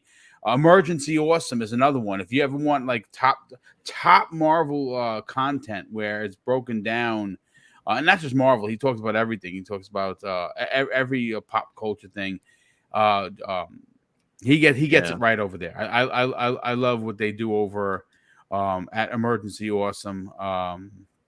Charlie's amazing. Love the new suit that they're showing off for Daredevil. Oh, dude, yeah, absolutely, they're gonna have quite a few of it, and obviously they have obviously if you missed out on it, Daredevil's gonna have an 18 show run. Apparently, Marvel's not doing the six episode stuff anymore. She-Hulk starts next month, and that's 9 episodes, and they're gonna be doing some big ones, which I'm very excited about because those 6 episode stuff is just not cutting the mustard. But listen, folks, I do want to talk about Square Enix for a hot second, and I'm glad we have Big Cloud Gaming here. Look, there are a lot of folks in the community that don't have an affection or care for what Square Enix does in regards to like Final Fantasy. Final Fantasy is not everyone's bag. Final Fantasy 15, I absolutely hate it. I bought the deluxe package, and just could not. I played it for a couple hours. I was like, yeah, this was a waste of money. Final Fantasy 16, I don't really have an interest in.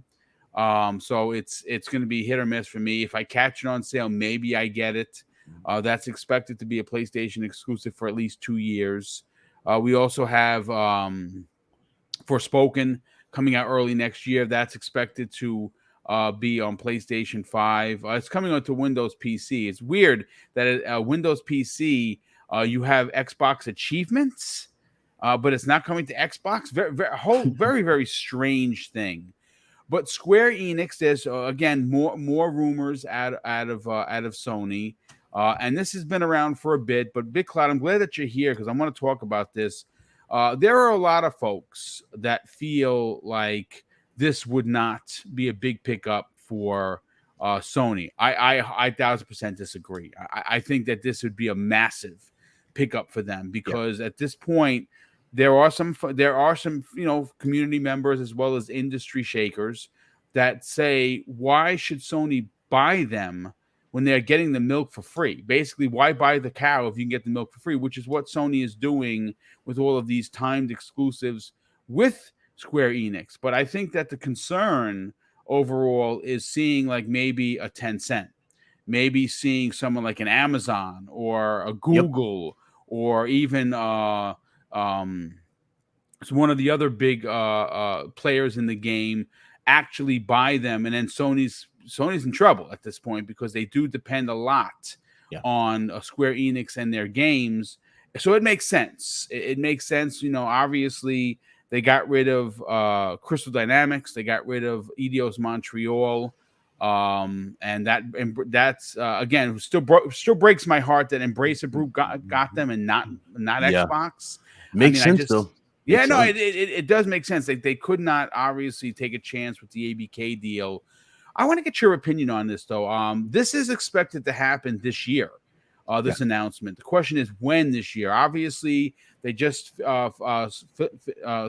finished up the deal with Bungie. Bungie's officially part of PlayStation, $3.6 billion. They had made a bunch of acquisitions late last year and early this year as well, and all those acquisitions are done. Now Sony is sitting at the what next phase for PlayStation Nation. Let me ask you, quite frankly, and outright, is this an important purchase for Sony?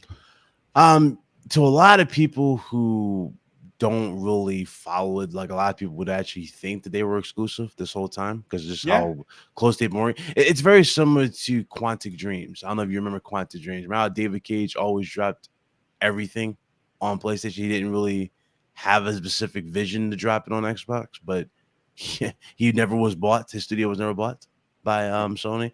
It's pretty much the same thing. It's that working relationship. As far as it happening and how they're going about it, it makes sense, especially with the way they sold off like stuff like Tomb Raider, for example. Why would Sony need Tomb Raider when they have Uncharted? Exactly. That's why I was upset with it more, because I think Microsoft could have used Lara Croft. And Phil actually said that a couple of years ago when he was asked outright why they did that deal with Crystal Dynamics and Lara Croft, is because he said outright, we don't have our own Nathan Drake. And that's one of the reasons why it hurt for me the most. And not just that, though. Let's look at Final Fantasy. I see it in the chat. Yeah, Final Fantasy. Final Fantasy sells a lot on PlayStation. In fact, many people are looking at that like it is a PlayStation staple. You know what I mean? So it makes sense to make that officially a part of the team. Sony just officially finished a deal with Haven Studios, and Jade Raymond talked about it not too long ago about her excitement and whatnot. We haven't seen the game yet, but we know what she can bring to the table. So we know she has her game. We know for a fact that Bungie is done. They're ready to go with the multiplayer / whatever IP they're going to be doing down the road, right? So they're all set. So there's a lot of stuff to look out for PlayStation and what they're going to go in terms of how they handle it. But as far as this Square Enix thing, I mean, I've been saying it for the longest time. It makes logical sense. Now, the thing that also caught my eye, though, I don't know if you have been paying attention to the other purchases that they've been doing. A lot of their other purchases have been aimed towards esports. Yes. And they purchased Evo not too long ago. Yep. One particular studio has a game that is very, very big in the Evo fight scene, and that is Capcom. With Street Fighter. And if you remember not too long ago at the State of Play with Sony and Capcom, you would think Sony was going to announce, hey guys, these guys are officially part of the family type of thing, by the way they've been getting the content. Plus, just even going back to the 20+ year anniversary, I think it was like a 20-year anniversary, the same thing. I do believe we're going to get something related to Capcom at this point. I really, really do.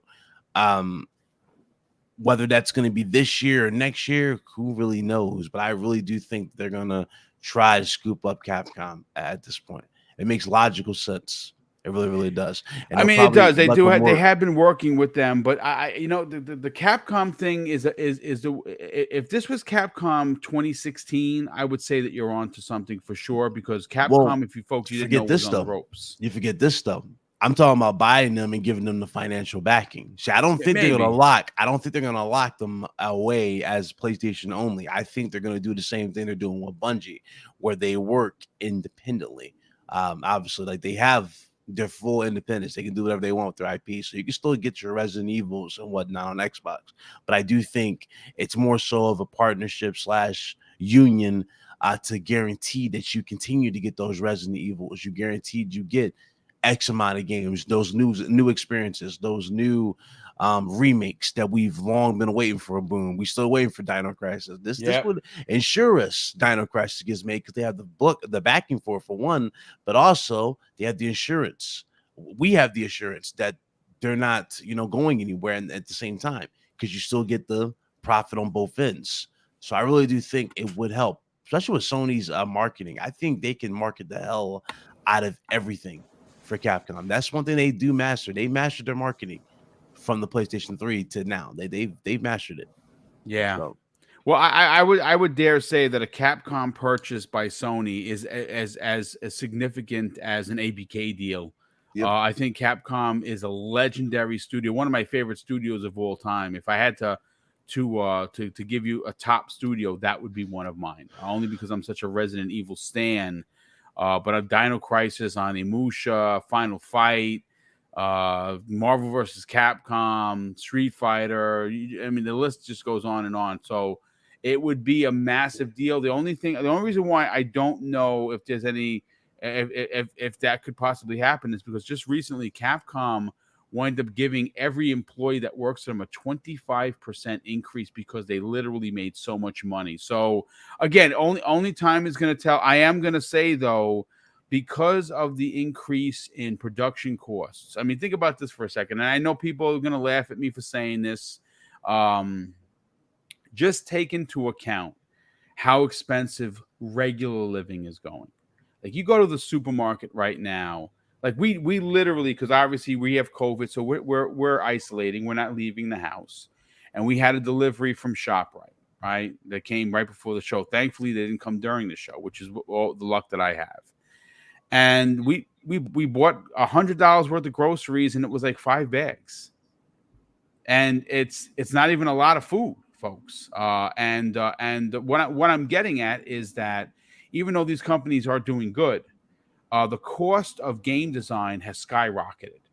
And with that cost, comes the profitability. Profitability is down. If profitability is down, everyone starts to hurt, especially these big conglomerate companies. And at some point, you're going to want a big company like an Xbox, like a Microsoft, I should say, like a Nintendo, like a Sony, to own company A, B, and C, because they're under that umbrella where they have a treasure trove of money to invest in making their games. So again, it's not out of the possibility that Capcom does get acquired, that Square Enix does get acquired. I think you're going to see more gasping type of acquisitions coming in I don't expect anything big this year, but I'm definitely expecting something big from many of the players next year. Josh,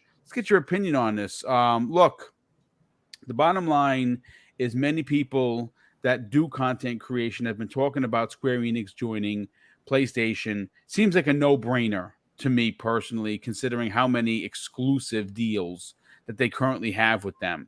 In an article that I don't have in front of me, but I did pull a couple of months ago, the president of Square said that they wanted to make PlayStation the place for all Final Fantasy games. So that to me just screamed, hey, we're going to be joining PlayStation. Is this a good move for Sony? But is this a great move for Sony gamers? It would really depend on what the deal looks like, right? If it's more of a Bungie thing where you're still going to see the games everywhere, then I mean, by all means, if it's gonna make Square healthier and allow them to do more, then go for it. I say the thing that my mind goes to thinking about Square is just how much they've been working with Nintendo recently. Yes. And how, like, there's as much as like Final Fantasy is some, it really seems exclusive, especially the 7 remake. We're still not seeing it anywhere else, right? Like, right, we were supposed to. There's so much on the Switch, and even before the Switch, with the DS and everything, like, Square and Nintendo have had a very good relationship for a very long time. You could take that all the way back to the NES, Josh. Oh, right. Yeah, no doubt. Yeah, no doubt. And then, when the PS1 came out, there was a shift, right? Because it was easier to put games on discs than it was, and cheaper to put games on disc than it was the Nintendo 64 cartridge. But I mean, you've got, the Octopath Traveler, Triangle Strategy, Bravely Default, Live Alive, and that's just scratching the surface. I mean, there's a lot of Final Fantasy games on the Switch. There's a lot of them there. Like, I have like kind of an insane amount, honestly. It's surprising to see how many that used to be like PlayStation exclusives, right? That are now available in other places. So if Square goes up for sale, I wouldn't be surprised to potentially see Nintendo even get into a possible bidding war, and who knows, maybe Microsoft, I mean, if they could get these other deals to finish up, maybe it's something they'd be interested in as well, because it's they're a significant developer that is that's been crushing it for quite some time. Yeah, they have been. Well, again, it's we're coming to a point, and Josh, I'm glad you brought this up, and Big Cloud brought this up as well. that as great as exclusive content is, I think a lot of these deals, especially because money is becoming a cost of living is a problem. Cost of development is increasing. We may not see as many exclusive as you think, because they are definitely leaving money on the table when you consider there are three major platforms. Now, remember, this is Microsoft is making strides around the world, not just in North America. I mean, they are beating PlayStation here.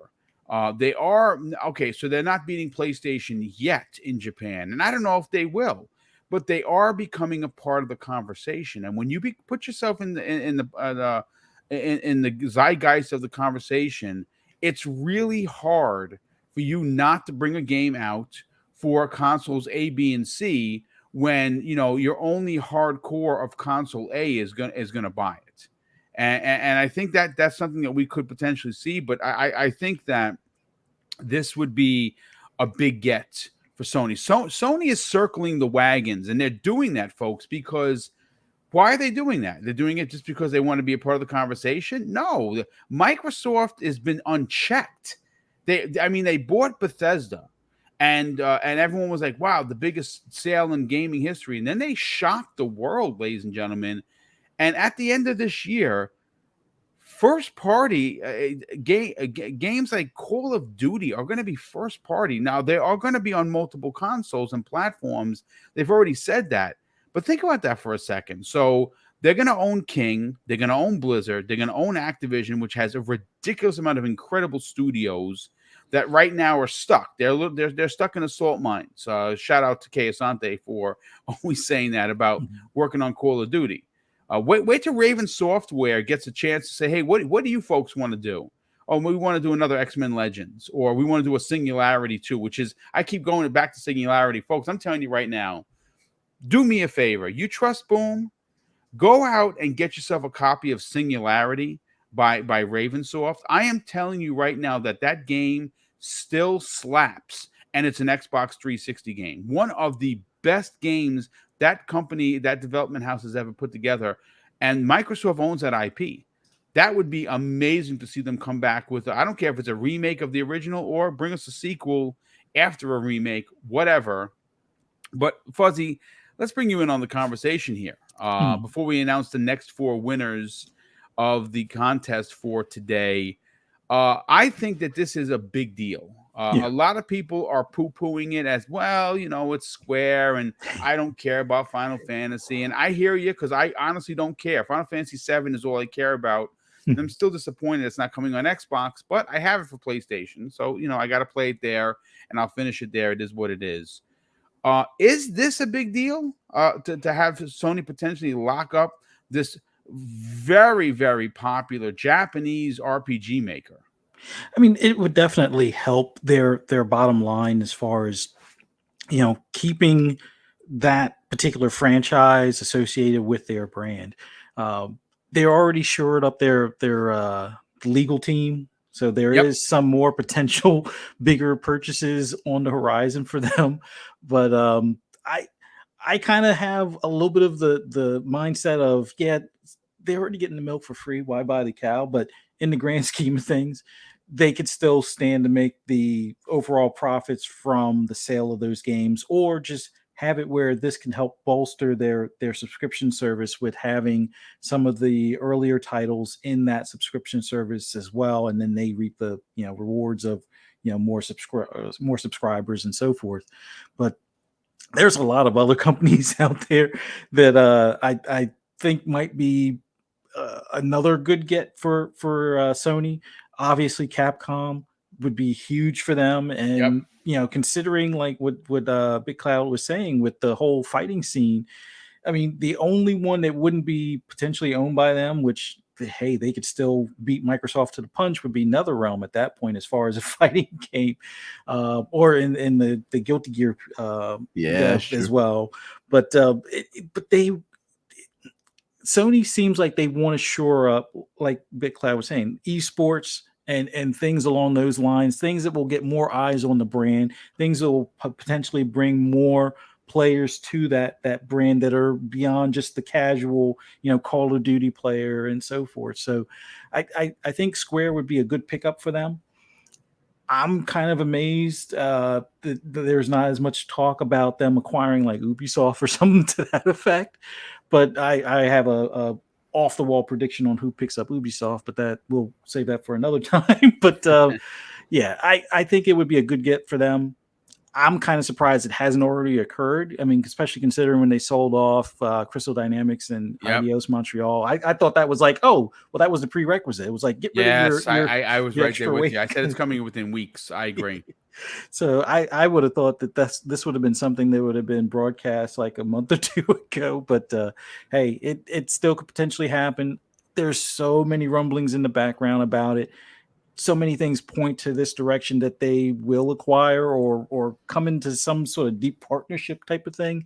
It kind of suck as far as the Nintendo aspect of things, but I could still see them, possibly allowing the, Sony being of the Bungie mindset, okay, these games can still come to Nintendo, just not to Xbox or something to that effect. Wouldn't surprise me in the least, to be honest with you. Yeah, it would just it would almost seem like business as usual at that point. But I wouldn't be surprised if they pick them up here really, really soon. And it's definitely a worthwhile pickup. Capcom would be a bigger one, obviously, but that might be the next phase. Like I said, they're shoring up their legal team. Yeah, they may not have the wallet of Microsoft, but they still do have a pretty decent amount in their hip pocket. So yeah, they're ready to expand in different ways. So that way they're not just relevant, but still, marketing or being the market leader, or at least, trying to maintain that for, years to come type of deal. But that's all I got. Yeah, only time is going to tell. Honestly, I think that if Capcom was on the board, I don't think that's a slam dunk for Sony, to be honest with you. And I think that if Microsoft, if this happens sometime in 2023 and ABK is done, Phil Spencer has talked openly about owning a Japanese publisher in Japan. I think that that's something that big would get into a bidding war. I can't say that Microsoft would win just because they have the money. There's a lot of in betweens with seeing that happen. But I think that if Capcom was on the table, and I don't think that they are, folks. This is go for Microsoft and for Sony. I think that they are doing too well. They don't need to be purchased unless, like I said, the cost of living. And the semiconductor issues and the cost of making games is something that is skyrocketing out of control. Maybe they consider it, say, hey, listen, maybe under the umbrella of one of these giant conglomerates is better for us. But again, I don't really know the inner numbers of what's going on with Capcom. But it would be a hefty purchase. But I think that would turn out to be a bidding war, to be honest with you. But before I announce the winners, let me catch up with some of the super chats. We have Nady Nay drops an outstanding $5 super chat. This is actually a really great take on Xbox Game Pass. He says Game Pass is Xbox's huge open world game. First party games are main missions, and the others are side quests. I mean, that is I've never heard a take like that. Nady, that is dope.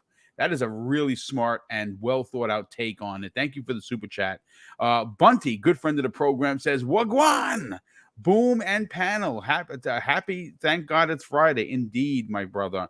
And thank you for being here as always. Raiden Blade drops an additional £2 super chat and says, kill Kratos, and you can play as his son to revive him, maybe.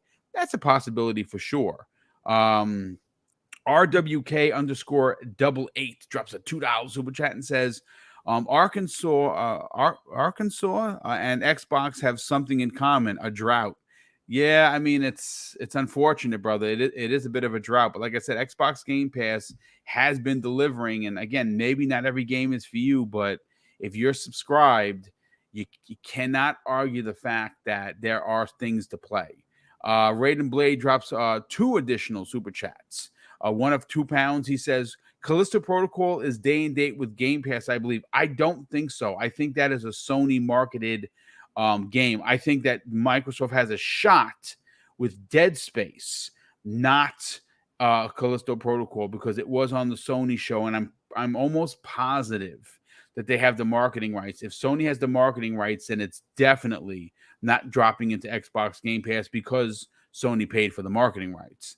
He drops an additional £2 super chat and says, "What if Microsoft buys Embracer Group, not Xbox? What do you think?" I mean, well, you know what? If and I know he's listening. Kay Asante, he's smiling from ear to ear. He's been banging that drum for months. He thinks that the reason why there was no push to get Crystal D, to get Eidos Montreal, is because at some point Embracer Group is going to be owned by Microsoft. I mean, and I'm not saying this facetiously, folks. They're currently, and don't laugh at me, only worth $9 billion. With everything that they own, and I think they own now close to 80 developers. I think they have like 10,000 actual developers that are in these studios. They're only worth $9 billion. $9 billion. Imagine that. And they have a ridiculous amount of IP, which they did pick up about 50 IP from the Square Enix deal that they did to get Crystal D, Tomb Raider, and all of those IPs, as well as Eidos Montreal. We have you in the chat, drops an outstanding £2 super chat and says, if the Square Enix deal was real, we would know about it. And I mean, you are on to something with that as well. A lot we only know about these deals when the companies announce them, not through quote unquote insiders. So it's there's room for conversation there. And Raiden Blade drops an additional £2 super chat. Thanks for the generosity, brother. He says, "Lock up FF, but what's the fiscal payout to Xbox?" I don't know. That's a fantastic question. But ladies and gentlemen, the next four winners of this year's Christmas in July is Talos RE, Rahitri Gaming, East Texas Alex, and Treybone 408. So those are your next four winners. For congratulations. 8 winners, $50 gift cards each. If you don't have Twitter, reach out to me. Go to my About page, get my email address there. Email me, and we will. If you're outside of the United States, we can use PayPal. If you have a PayPal account, get you your $50 to use whatever you want to use it on. So I just want to reiterate the 8 total winners this year: Sith Lord, Shooter 2553, King Web, Death Leopard are the first 4 winners. Second 4 winners of the $50 gift card Christmas in July contest: Talos RE, Rahitri Gaming, East Texas Alex, and Treybone 408. We are again, it's going to take us just a couple of hours to get our hands on all of the gift cards. We will have them delivered to you by this evening. If you have an email address, you don't have Twitter, the best place to get in touch with me is Twitter. It's at Mr. BoomStick XL. Send me a message.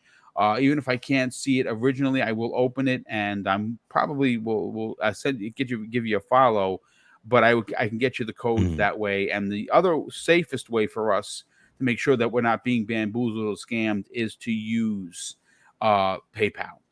So if you have a PayPal account and you are outside the United States, we can and will deliver that $50 to you and yours. I want to thank everyone that tuned in for this week's new episode of Breakfast with Boom. Let's get to the outros. We'll start first with N64 Josh. Please sell your brand, brother. Tell where everyone can check out your 50,000 man TikTok challenge when it comes to Mario Kart, which, by the way, August 4th are the new boards, brother. 8 new boards. I can't wait. Talk about that. Where can people reach out to you on social media? Yeah, guys, you can find me everywhere at N64 Josh. That's Twitter, TikTok, Facebook, Snapchat, Farmers Only. Everywhere is N64 Josh. And doing a lot of live streams on Twitch. We do the Nintendo Powercast live on Thursdays at 9 p.m. Pacific. We've got the Xbox Now podcast is going strong. Halo Infinite podcast still going strong. We did community game night last night. It was so much fun. Everybody's laughing, making jokes, usually talking about Nightcrawler's mom. So it's a good time. Oh man. Well, listen, obviously, Josh, we love what you do. We appreciate you joining us. Obviously, super early on the West Coast, but he was here, bright-eyed and bushy-tailed, even though he's still fighting COVID, folks, just like myself and Mrs. Boom, still here to join in the conversation.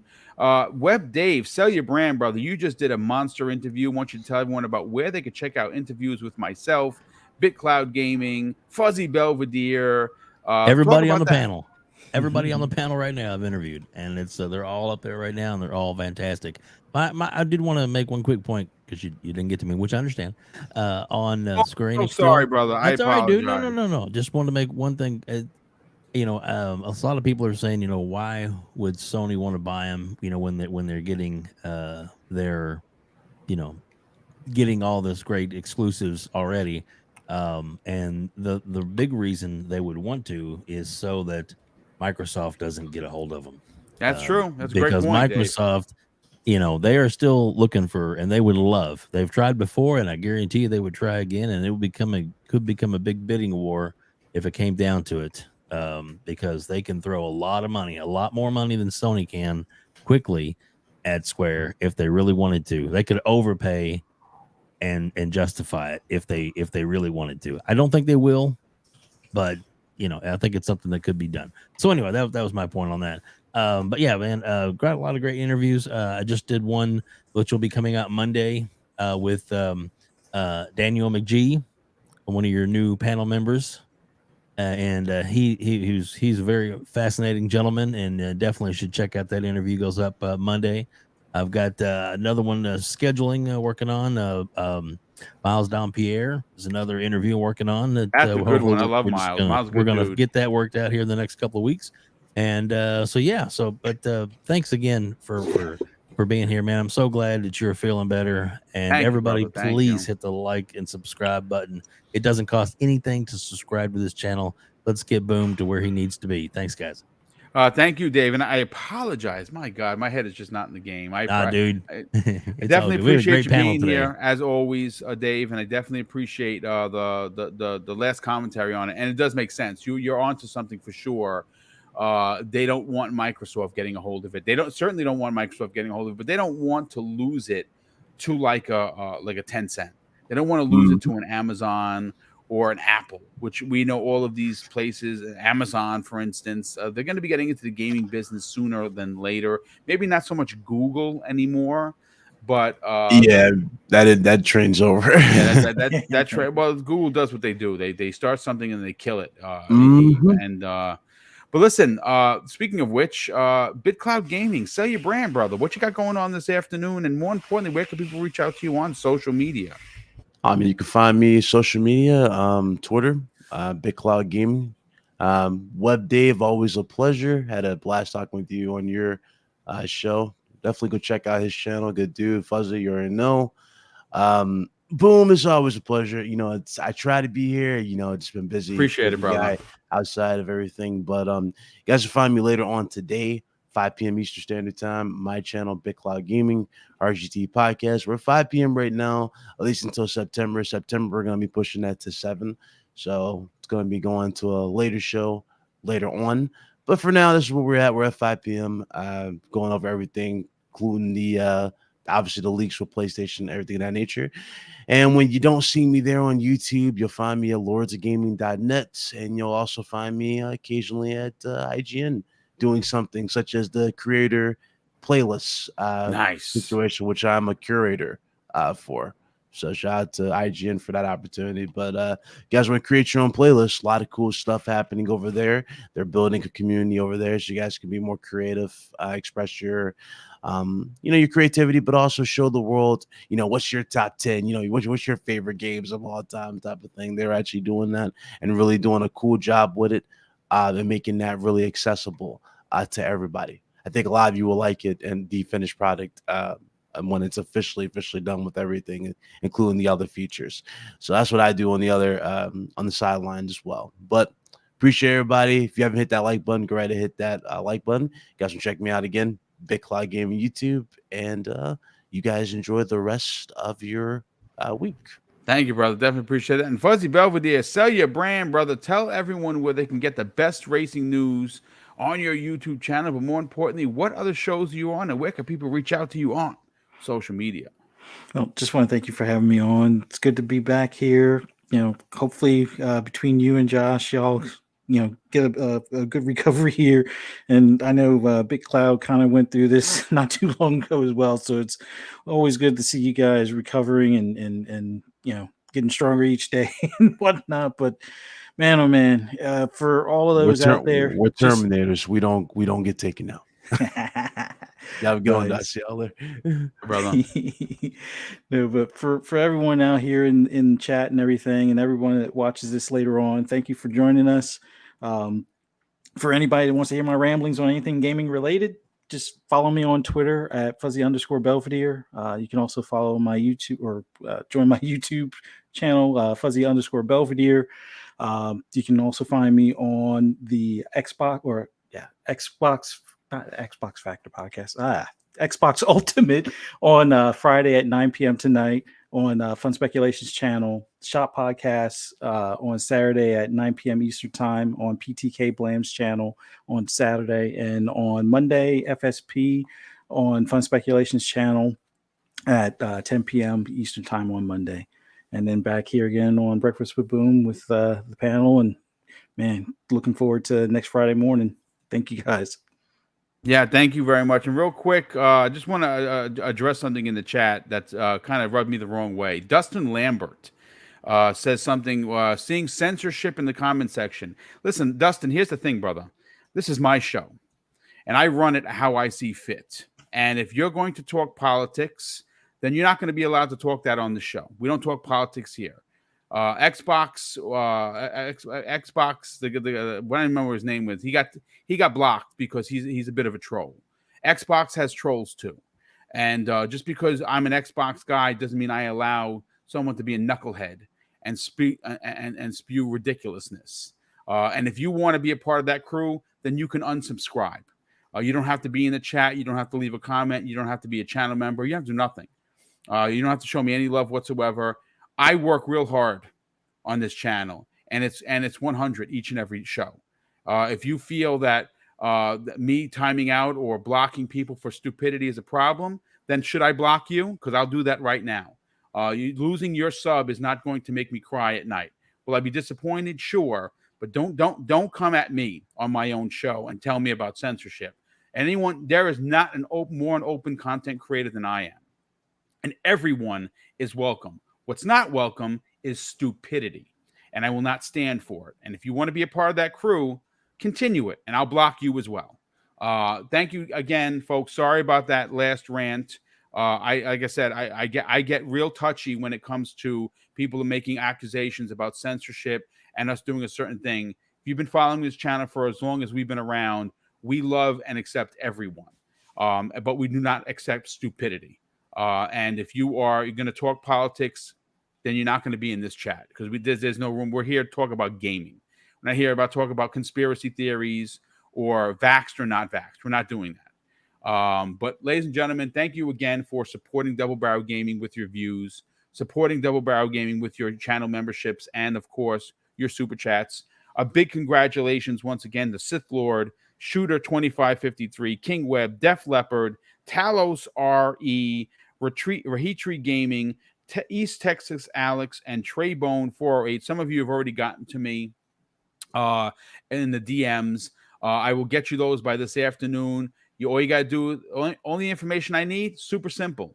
Let me know what console you want your $50 to, whether that be PSN, Xbox Live, or Nintendo eSwitch, and I'll drop the code in that DM. And if you don't have a DM, if you don't have Twitter, hit me up through email on the business channel at the about page of my YouTube channel, and we will get you it one way or another. Enjoy the rest of your weekend. Yes, brother. I'm so sorry to interrupt you. I just want to, on behalf of everybody on the panel today, too, we also want to thank Mrs. BoomStick. Well, she knows. Thank you, brother. I appreciate it. That's very kind of you. She is really a big part of the show. Yeah, she may not be on camera, but she is a vital part of the channel. As a matter of fact, this whole contest, this Christmas in July, was started with her Yeah, a couple of years ago, and she looks forward to it each and every year. And even though she's still under the weather, she wanted to make sure that we get out there and we give back to the community that gives so much to us. And big shout out to Mrs. Boomstick, because again, she does a lot of the behind the scenes stuff. Maybe one day you'll get her on camera. We'll see. I'm not promising anything, but we will see. But ladies and gentlemen, thank you so much again for being here. Of course, I want to close out the show with something that's important to me, folks. Hopefully one day it'll be important to you. And that's something that my dad taught me with kids. And he used to say, Craig, treat others how you want to be treated. And also, it doesn't cost anything to be nice. You live by those rules, son. I can guarantee you're going to have an awesome day. So take care, everyone. We'll see you next week on the newest episode of Breakfast with Boom.